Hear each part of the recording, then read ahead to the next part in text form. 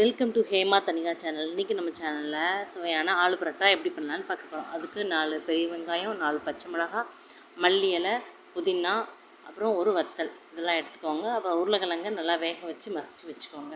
Mixie ஜாரில் நம்ம எடுத்து வச்ச வெங்காயம், பச்சை மிளகாய், மல்லி இலை, வத்தல், அது கூட கொஞ்சம் சீரகம், உப்பு எல்லாம் சேர்த்து அரைச்சி எடுத்துக்கோங்க. அப்புறம் அந்த உருளைக்கிழங்கு கூட நல்லா மிக்ஸ் பண்ணிக்கோங்க. அந்த பேஸ்ட்டை நல்லா கட்டி இல்லாமல் மிக்ஸ் பண்ணி வச்சுக்கோங்க. அப்புறம் ஒரு கடாயில் கொஞ்சம் எண்ணெய் எடுத்துக்கோங்க. அது கூட இஞ்சி பூண்டு பேஸ்ட் அதை கொஞ்சம் சேர்த்துக்கோங்க.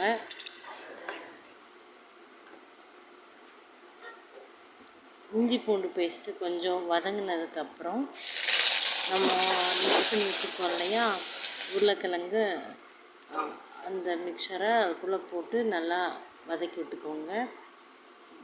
உப்பு தேவையான அளவு போட்டுக்கோங்க. நல்லா மிக்ஸ் பண்ணுங்கள். அப்புறம் இது கூட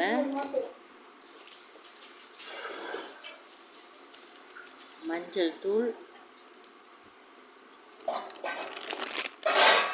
கறி மசாலா தூள், அப்புறம் உங்களுக்கு விருப்பம் இருந்தால் நீங்கள் சாட் மசாலா தூள் கூட போட்டுக்கலாம். சாட் மசாலா தூள், காரம் இன்னும் கொஞ்சம் அதிகமாக வேணும்னா மிளகாத்தூள் கூட போட்டுக்கலாம். இதெல்லாம் போட்டு நல்லா மிக்ஸ் பண்ணிக்கோங்க.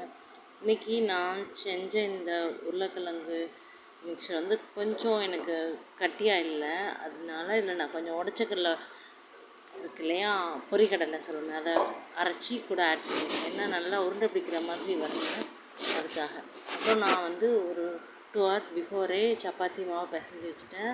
நல்லா ஊறிச்சு, சாஃப்டாக இருக்குது. அப்புறம் நம்ம உருளைக்கிழங்கு வேக வச்சோம் இல்லையா, அதையும் இந்த சப்பாத்தி மாவையும் ஈக்குவல் சைஸாக உருண்டை பிடிச்சிக்கோங்க.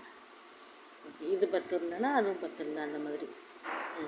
இப்போ நம்ம இந்த சப்பாத்தி மாவுலேயே அதை கை வச்சு அப்படி ஓரளவுக்கு சர்க்கிளாக கொண்டு வந்துட்டு அந்த உருளைக்கிழங்கு உருண்டை இருக்கு இல்லையா, அதை எடுத்து நடுவில் வச்சுட்டு அப்படியே அதை சுற்றி க்ளோஸ் பண்ணணும். நல்லா க்ளோஸ் பண்ணிவிட்டு நல்லா அப்படி இந்த மாதிரி ஃபுல்லாக க்ளோஸ் பண்ணிவிடுங்க.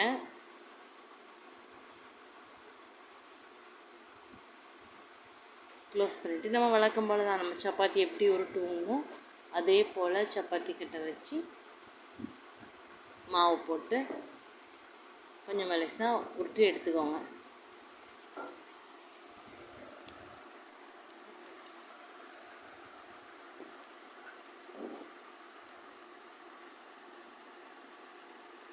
எல்லா பக்கமும் நல்லா சுற்றி நான் சர்க்கிளாக உருட்டி எடுத்துக்கோங்க. இந்த டைமில் நம்ம அடுப்பில் தோசைக்கல்லை வச்சிடலாம். தோசைக்கல் ஓரளவுக்கு சூடு வந்ததுக்கப்புறம்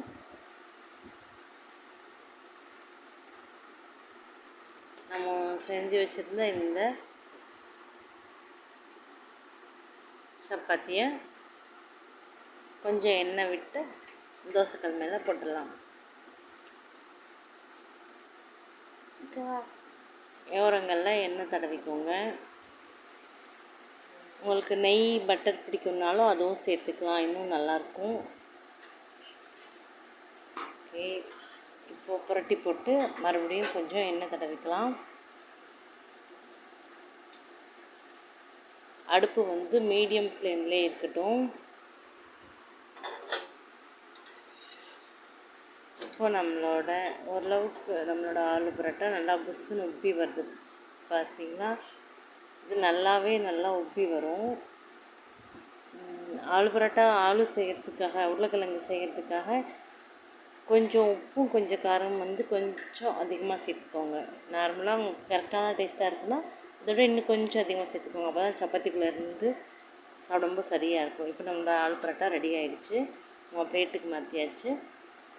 பிச்சு கட்டுற பாருங்கள் எவ்வளோ சாஃப்டாக இருக்குதுன்னு.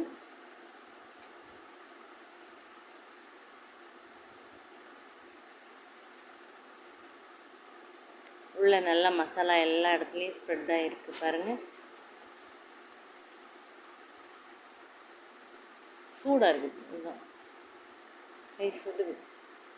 ஓகே, இப்போ நம்மளோட ஆலு பரோட்டா ரெடி ஆகிடுச்சு. நீங்களும் உங்கள்